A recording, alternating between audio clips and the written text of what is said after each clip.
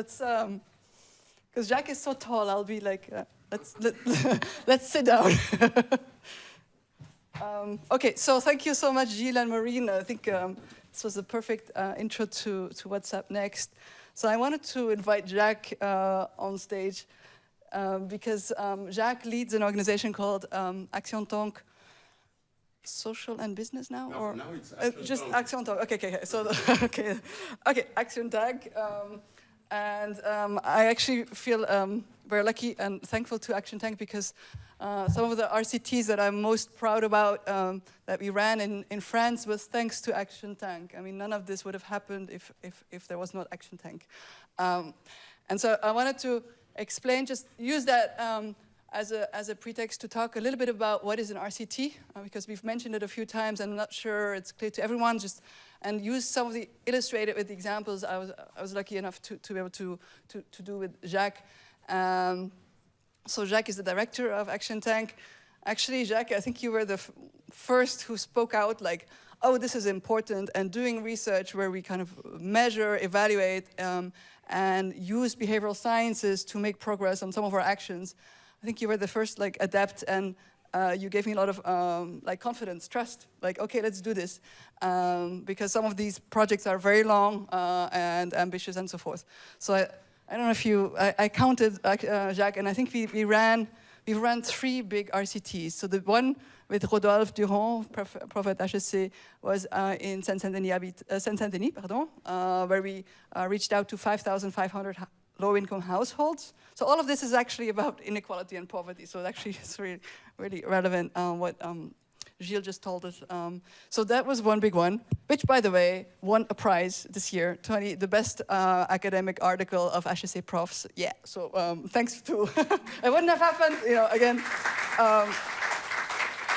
That's one thing. The other was a big, which was recently done with Orange, Coup de Pouce, Caisse d'Épargne, where we reached out to 22,000 households, low-income households, to provide to enable them access to a digital package that is low cost and accessible to low-income families. And I don't know the results yet. I have the data. I haven't had a chance to look at it. And then we are about to launch the second in a series of experiments with social housing agencies. So again, many of you will know there's a social housing crisis in France. You have some of the best experts in-house actually have been working on this for many years. And we were just lucky to actually, with Guillaume, be able to collaborate and test ways of reaching people who are at risk of rent arrears, which often, once you don't pay your rent on time, this can very quickly become a family drama, can become a real drama. So we've had a chance to experiment in Seine-Saint-Denis with Seine-Saint-Denis Habitat, and now are ready to work with Claire-Sienne. And what's interesting about these, just for the academics in the room, what's interesting about these actors is that they have a public mission. They are social, but they're public and they're also private. They're sort of in that hybrid space. And so what's interesting is that it's difficult. How do you present yourself? So we're using actually language and different ways of presenting themselves and working on that relationship to see whether that matters to the likelihood of families running into problems. Okay, enough. Okay. One more thing I want to say, and then I really want to let Jacques talk. So I just want to say, when we say RCT, and there's actually most of the profs that are here have all done at least one, and maybe multiple. So the RCT it's a method. It's a way of measuring the impact of something, an intervention, and it typically relies on data. So there's basically 3 steps to it. One is exploration. So, and this is where I was always lucky to accelerate, because the exploration part is time-consuming, but thanks to Action Tank, that goes faster, because you have a whole team that actually finds partners, builds understanding, and so on. So we come in when the problem is already well understood, so that's a real plus, but that's a necessary step. So, and this can take very easily 1 year. At least, I think, 6 months to explore, to really understand the context, the problem.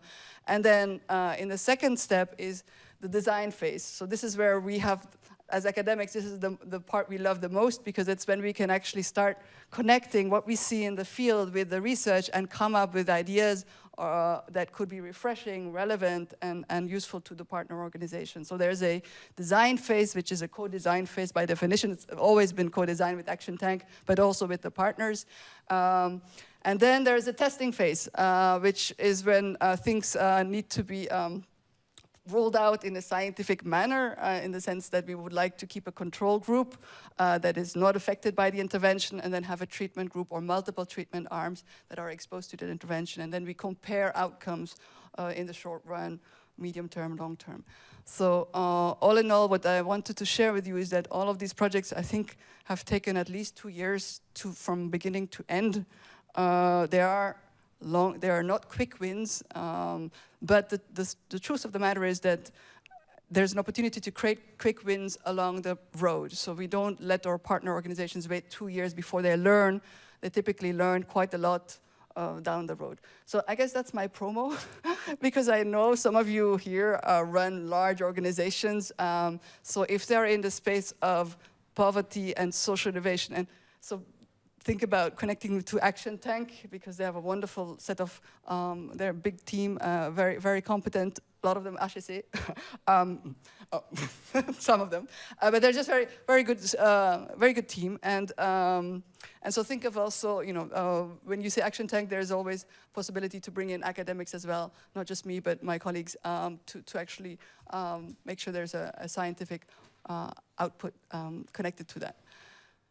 Now, Jacques, tell me more, because I think what I wanted you to, so I wanted you to get a sense of what that is, because actually when we are going to break in different groups, and the idea of those breakout groups will be to actually start thinking about getting involved in a problem that will be presented by different actors, and then to actually start okay, what's the problem? How could we address it? Is there a sort of a room for more scientific measurement linked to the problem? So that's on our plate after. But before we go though, Jacques, I actually wanted to ask you, as you see all these different projects, maybe the future, what do you think the future needs more of? Maybe not just RCTs, but other approaches, and maybe just how do you see, opportunities for what Action Tank does, and potentially collaborating with researchers for the future? Yeah, thank you, Marike.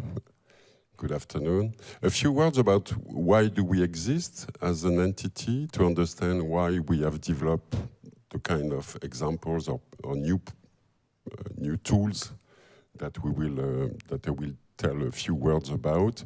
We were created 13 years ago by a few people, among which Benedict, that were convinced that we had to create a kind of incubator to generate innovation in the fight against poverty, for 2 reasons. Because the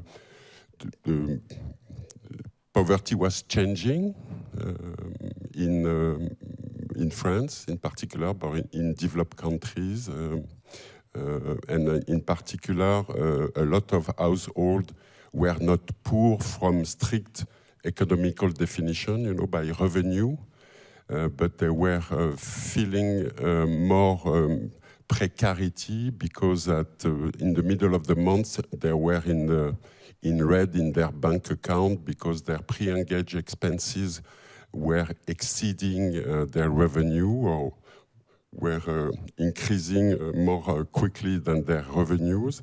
So first we had to, so it was creating a new category that public services and traditional actors were not able to tackle. So first we had to work with a large company to try to diminish the weight of those pre-engaged expenses in a way that was not business as usual and was not philanthropic action. So we had to develop a kind of hybrid action with large company to diminish the cost of those expenses at large scale. And the second intuition was that you know, all the welfare state that was developed after World War II was based on a kind of insurance approach, and a lot of new risks were not, we could not tackle them with insurance kind of approach. So we needed a place where large company, academics, NGO, public actors could think about new approaches. Okay, so from the beginning, we had in mind to bring academics in the brainstorm. So we were convinced that we had to read papers and to be inspired inspired by what academics were writing.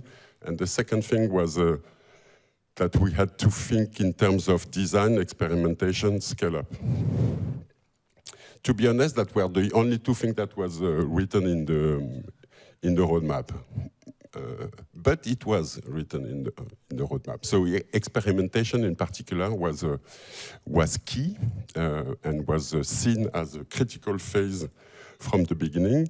Experimentation meaning we design, let's take an example. The first pre-engaged expenses that we wanted to tackle was baby food. The main reason for it was that Emmanuel Faber, the former CEO of Danone, was one of the co-creators of the Action Tank, and Bledina, one of the subsidiaries of Danone, is a key actor of baby food. Baby food is a budget of about 60 to 70 euros per month, you know. So for most of the people in the room, that's not a problem, but for people that are, you know, more or less at the poverty threshold, it means something. So we had in mind from the beginning to sell that baby food to those households under the poverty threshold at cost. Okay? So the design phase was very short. All the problem was how to address those households. So how to define at large scale an household that is under some certain threshold of revenue and as a baby. And this question was a critical question because this information doesn't lie in any,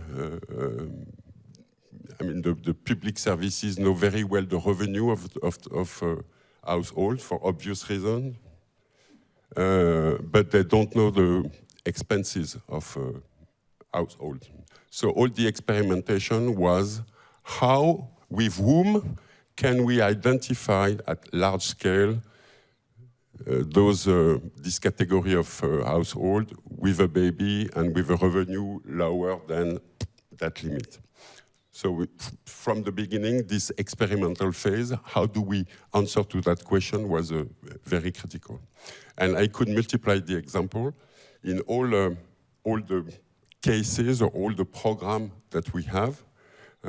We have this experimental phase, and in public, let's say, public policy issues, we use more and more all behavior economics, behavior sciences. We use a lot of what you briefly described. We send letters, but with different tone to identify what is the tone that will generate more reaction from the people we send the letter in many different cases. One of the most interesting example was the emails from CNAF. In that particular case of baby food, we eventually find a partnership with a very large public services, which is how do you... Public benefit office. It's the office that distributes all the welfare benefits in France. Okay, so they have a database of 45 million households. And first, when we meet them and ask them to be partner, they told us go away, you bastards, we don't want to work with a company.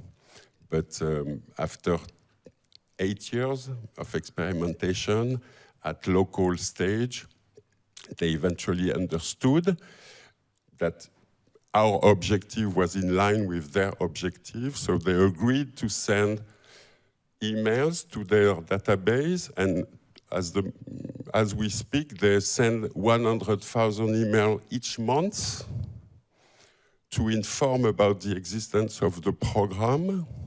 So they send a mail to all the households that have made a declaration about a future birth of a child within the household, to inform them about the existence of that program that could reduce the cost of having access to baby food.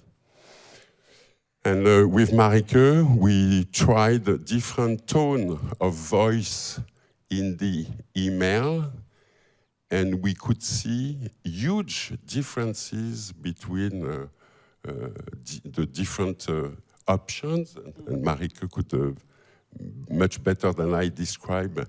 And it was very surprising, even for this partner, because eventually we reach a level of opening of the email. I don't know if that's the right word to describe it, but more than 80%, I think, of the receiver opened the email, which is, I mean, it's like election in former USSR, it's totally, it's absurd.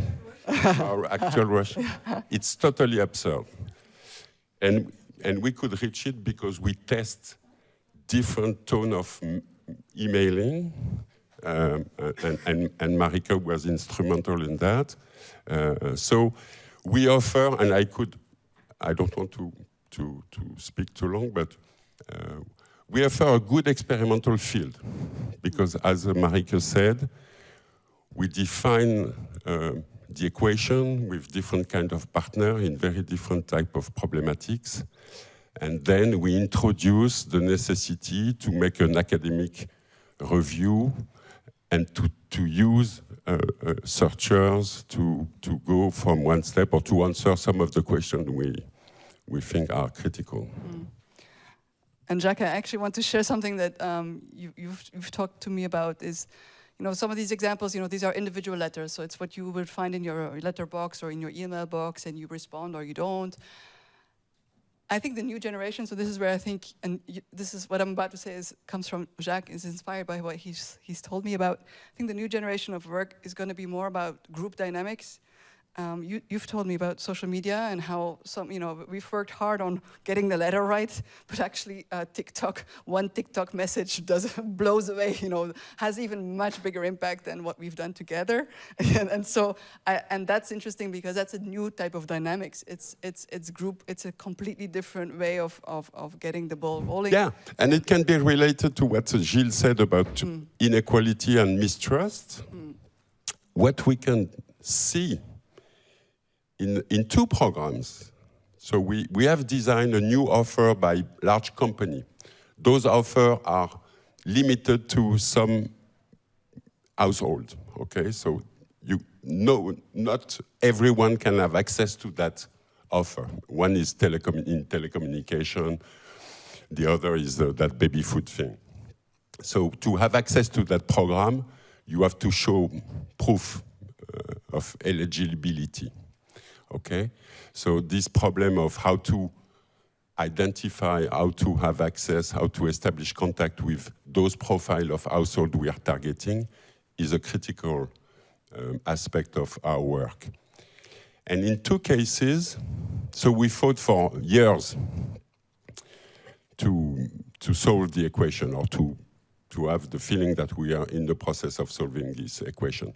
And I have two examples of some TikTok, how do you say, influencers. And in those two cases, it was an ethnical community. First one was a woman from West Africa, Mali. She was having, a kind of blog, of video blogging about couture. How do you say? Sewing. And she received, you know, the email from the CNAF, and she could but to speak about that to her community. She multiplied by 10 the number of viewers of her video, and she generated as much inscription in her program in 24 hours than 100,000 emails from the CNAF. And the second example was a woman from North Africa, and she talked about the telecommunication offer that we designed with Orange. Orange is one of the leading telco in France. And I mean, the guy at Orange called us and said, "What is happening?" Because they had a rush in their agency, because, and so it is very interesting, because first you cannot generate that. Okay, it happens. And when you pay some influencers to do the same work, the result is shit, totally shit, okay? So the authenticity of their message, of the way they were talking to their community is key, and this is something you cannot build. But it was very interesting to understand what were their arguments. How did they, you know, introduce the product or the offer? What was the wording? And to compare that with all the, you know, brainstorming with marketing teams, etc., etc. So it was a kind of acid test to understand what are the real arguments. So yeah, we could only, you know, face that and try to understand the most of what we can do about that, knowing that we cannot, you know, generate that on demand, of course, but it is interesting because it shows that, I mean, it's a very raw analysis, but obviously the trust between the emitter and the receivers was key in that process, and that was very challenging for us to understand what was happening. Thank you, Jacques. I wonder what time it is. I think we have to cut this short. I actually want to just thank you, Jacques, again for being with us. He will be with us the afternoon, so please, you know, come and see Jacques and talk more about his projects. They're very inspiring, and so thanks for giving us some food for thought about the future. Thanks.